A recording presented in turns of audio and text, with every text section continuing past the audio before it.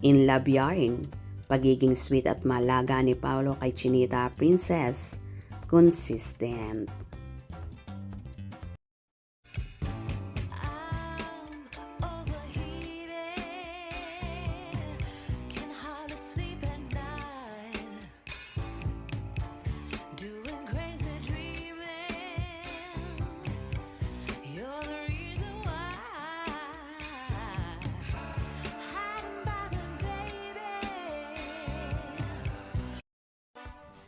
Umaasa ang Kim Paulaja na hindi sila mabibigo na masilip ang ganap ni Kim Chiu at Paolo Abilino ngayong Valentine's Day. Sinusulat ang item na ito, wala pang ayuda ngayong araw ng mga puso ang Kim Pao na siyang inaabangan ng mga solids. Ilan sa mga fan ay ang nagpost ng larawan ni Kim na magkakasunod na taong 2024 at 2025. Nakapost ito sa ex-media ng ilang solid na may dalawang larawan ni Kim na hawak ang bouquet of flowers na may date ng taon. Dito muna nagkakasya ang Kim Paulaja na balikan ang mga maromansang Valentine's Day ng Kim Pao habang nag-aabang sa post ni Kimi. Sana i-share niya yung flowers this year, baka for her eyes only. Basta doon ako sa sinabi ni Kimi sa Showtime na syempre, i-celebrate ang Valentine's Day.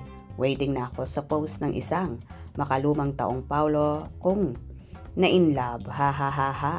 Meron kayang road trip, ha ha ha ha. Happy Valentine's Day at Prinsesa Chinita and me Pao Abilino. Stay happy and in love forever. Kimberly, pasilip naman ang pa-flowers ni Pao.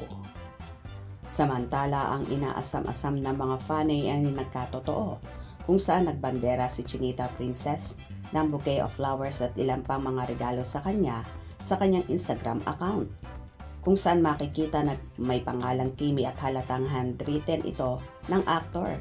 Kaya naman nagdiwang ang buong Kim Paulaja at kilig na kilig sa kanilang nabataan. Very mapagmahal, maalaga at consistent daw ang actor sa ginagawa sa dalaga. Ayon pa nga sa naging post ni Kimi, babae pala ako. Thank you. Narito naman ang samot-saring reaksyon ng mga fanay. Pabasa nga, nasa loob Kim, hehehehe. A bunch of roses sealed with thousands of kisses. Kimi lots of love, ka-sweet naman. Siya lang, ang Kimi at Kimberly Sue. Mukhang ayaw pang sumulat yung ballpen ni Pao ah. Ang Kim Pao, nakakakilig kayo, di ba? Thank you Pao for loving our Princess Chinita. We are praying and hoping na both of you will have a lifetime together. Amen. Walang I love you Kimi, salamat. Daddy Pao. Sir MJ, pakitanong kay Kimi kung may binigay si Pao na flowers sa kanya. Kung may interview mo bukas, salamat. Thanks Pao. Love mo talaga si baby. Loves mo Kimi. Thanks Paolo for your love towards Kimi. Kim Pao, happy Valentine's. Di lulo kayo masyado. May ibang kadate si Paolo ngayon. Yung missing sa event. Gusto ko laging may update kasi nakakatuwa. Yes, Kimi talaga. Happy together. O diba? Kitang-kita kung gaano ka-sweet at ka-consistent si Paolo kay Kim. Hope you enjoyed. Please subscribe for more info.